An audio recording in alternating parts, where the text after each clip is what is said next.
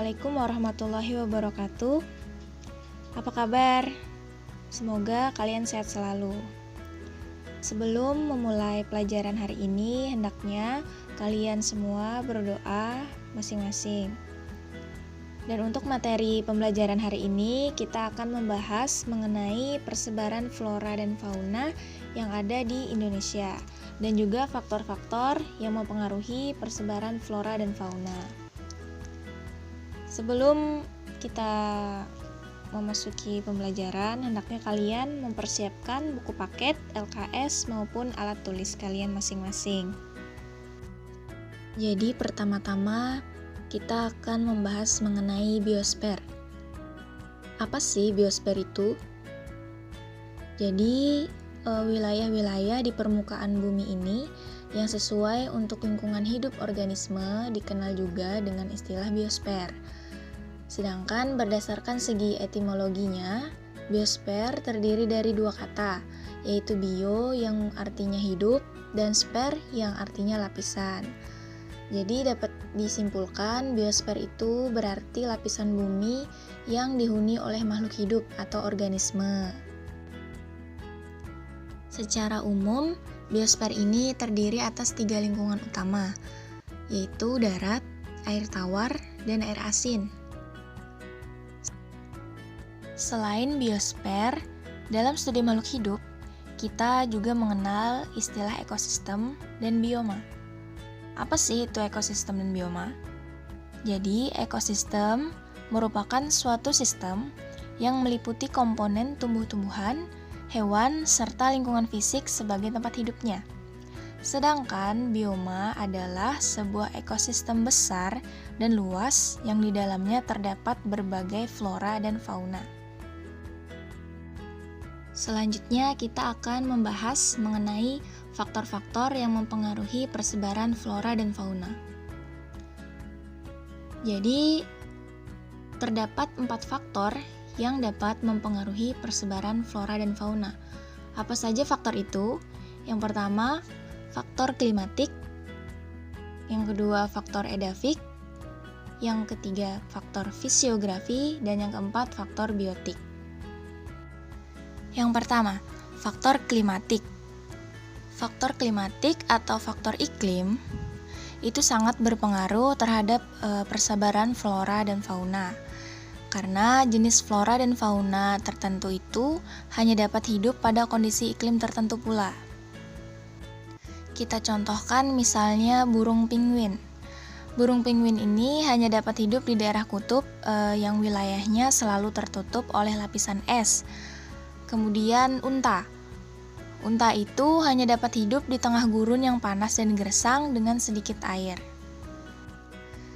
Dan contoh lainnya yaitu tanaman teh, kopi, dan kina. Itu akan dapat hidup dengan baik di daerah yang memiliki iklim sejuk. Sebaliknya, pada daerah pantai yang panas merupakan tempat yang cocok bagi pertumbuhan pohon kelapa. Faktor yang kedua yaitu faktor edafik atau kondisi tanah. Jadi faktor edafik ini dapat mempengaruhi persebaran flora dan fauna di permukaan bumi. Tanah merupakan tempat bagi tanaman untuk tumbuh dan berkembang. Kondisi tanah itu sangat berpengaruh terhadap tanaman, terutama terhadap tingkat kesuburan tanah. Daerah yang memiliki tanah subur itu cenderung memiliki keragaman flora dan fauna dibandingkan dengan tanah dengan daerah yang tandus. Jadi, tanah yang subur itu dapat menjadi tempat yang cocok bagi berbagai jenis tanaman. Hal ini juga berpengaruh pada keragaman hewan di daerah tersebut. Karena tanaman sendiri itu merupakan sumber pangan utama kan bagi hewan. Salah satu contoh tanah yang subur itu yaitu jenis tanah vulkanis. Kemudian andosol itu merupakan media yang optimal bagi pertumbuhan tanaman. Kemudian yang ketiga, faktor fisiografi. atau faktor tinggi dan rendahnya suatu tempat. Persebaran flora dan fauna itu juga dipengaruhi oleh tinggi dan rendahnya suatu tempat itu. Hal ini berkaitan dengan adanya fenomena yang disebut gradien termometrik. Apa itu fenomena gradien termometrik? Jadi fenomena di mana akan terjadi penurunan suhu 0,5 derajat Celcius sampai 0,6 derajat Celcius setiap terjadi kenaikan tempat sejauh 100 meter dari permukaan laut. Jadi semakin tinggi suatu daerah atau wilayah dari permukaan laut, maka akan semakin sedikit terdapat keragaman flora dan fauna. Kenapa? Karena organisme itu sendiri memiliki keterbatasan dalam beradaptasi terhadap lingkungan sekitarnya. Jadi hal ini juga yang menyebabkan kenapa tumbuhan yang hidup di wilayah pantai itu akan berbeda dengan tumbuhan yang hidup pada wilayah dataran tinggi atau pegunungan. Kemudian faktor keempat atau faktor yang terakhir yaitu faktor biotik. Jadi keberadaan flora dan fauna di suatu wilayah itu tidak terlepas dari peran makhluk hidup atau biotik, baik itu manusia, hewan, ataupun tumbuhan itu sendiri. Jadi semua komponen tadi itu memiliki peran penting tersendiri dalam persebaran flora dan fauna yang ada di permukaan bumi. Misalnya manusia dengan ilmu pengetahuan dan teknologi yang sangat maju sekarang ini, manusia mampu mengembangkan berbagai jenis flora dan fauna di luar habitat aslinya. Kita ambil contoh misalnya pohon kurma. Pohon kurma itu hanya bisa tumbuh dan berkembang di wilayah yang kering dan gersang seperti di Arab Saudi. Tapi sekarang ini pohon kurma dapat ditumbuhkan dan dikembangbiakan di Indonesia misalnya. Kemudian materi selanjutnya yaitu persebaran flora dan fauna di Indonesia. Flora dan fauna di Indonesia dapat digolongkan menjadi 3 jenis, yaitu asiatis, australis, dan peralihan. Pembagian wilayah fauna dan flora di Indonesia ini berdasarkan pada garis Wallace dan garis Weber. Apa sih itu garis Wallace dan garis Weber? Jadi, garis Wallace itu merupakan garis imajiner yang dicetuskan oleh Alfred Russel Wallace. Garis Wallace ini ditarik dari sebelah timur Filipina melalui Selat Makassar hingga perbatasan antara Pulau Bali dan Pulau Lombok. Hal ini didasarkan pada kesimpulan Russel tentang kekhasan fauna yang ada di Sulawesi, yang merupakan daerah peralihan antara fauna asiatis dan fauna australis. Sedangkan garis Weber dicetuskan oleh Max Weber. Max Weber menentukan batas perbandingan antara fauna dan flora yang bercorak Asia dengan flora dan fauna yang bercorak Australia. Oleh karena itu, Max Weber membuat garis imajiner di antara wilayah Indonesia Timur yang mencakup Maluku dan Papua dengan wilayah Indonesia lainnya. Flora fauna asiatis atau di bagian wilayah Indonesia Barat. Flora dan fauna ini berada di paparan Sunda yang meliputi Pulau Sumatera, Pulau Kalimantan, Pulau Jawa, dan Pulau Bali. Paparan Sunda ini sekitar 140 juta tahun yang lalu merupakan bagian dari benua Asia. Oleh karena itu, flora dan fauna yang ada di wilayah ini memiliki kesamaan dengan flora dan fauna yang ada di benua Asia. Flora dan fauna asiatis ini dibatasi oleh garis Wallace yang memanjang melalui Selat Lombok dan Selat Makassar. Wilayah asiatis atau wilayah Indonesia bagian barat ini termasuk ke dalam wilayah yang memiliki iklim AF atau tropis basah. Wilayah iklim ini biasanya memiliki curah hujan rata-rata 60 mm per bulan. Di wilayah ini terdapat hutan hujan tropis yang memiliki ciri-ciri yang pertama, pohon-pohonnya itu besar, tinggi, dan berdaun lebar. Kemudian banyak terdapat tumbuhan yang merambat. Dan juga banyak terdapat tumbuhan epifit atau pakis.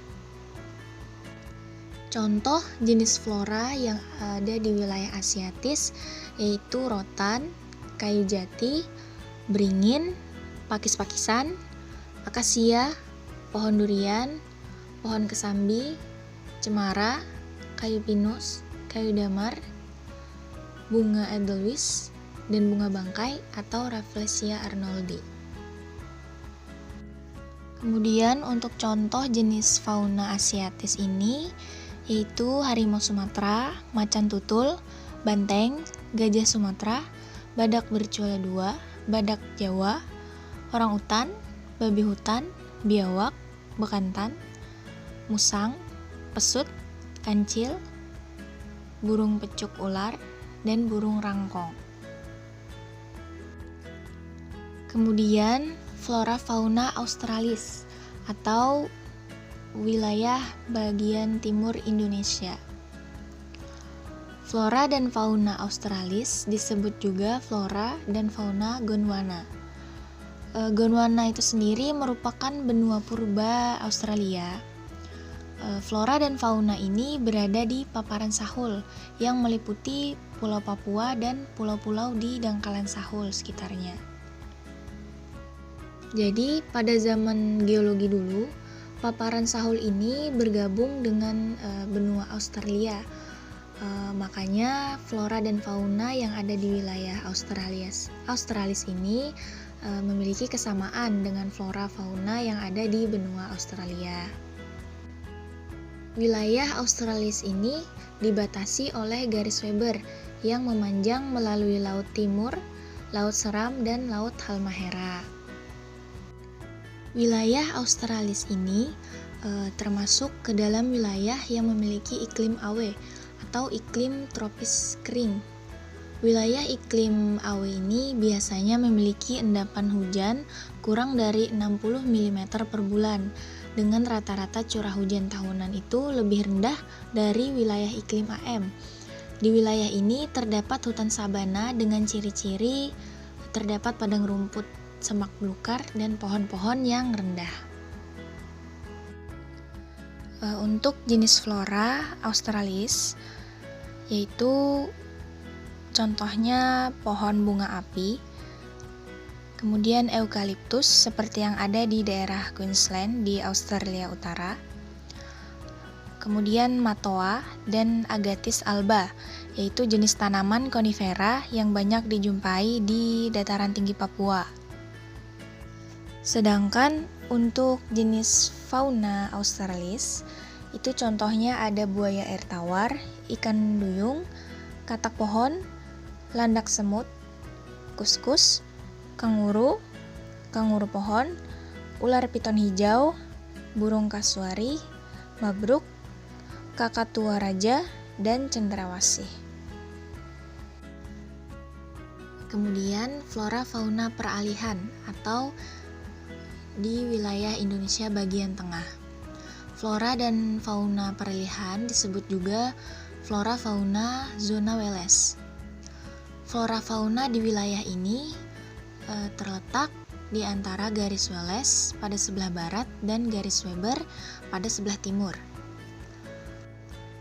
Flora fauna peralihan terletak di Pulau Sulawesi, Nusa Tenggara, dan Kepulauan Maluku. Flora dan fauna di wilayah ini mirip dengan flora dan fauna yang ada di wilayah Asiatis dan juga mirip pada sebagian flora fauna yang ada di wilayah Australia. Di wilayah flora dan fauna Australis ini termasuk ke dalam wilayah yang memiliki iklim AM atau tropis sedang. Wilayah yang memiliki iklim AM ini biasanya memiliki curah hujan kurang dari 60 mm per bulan.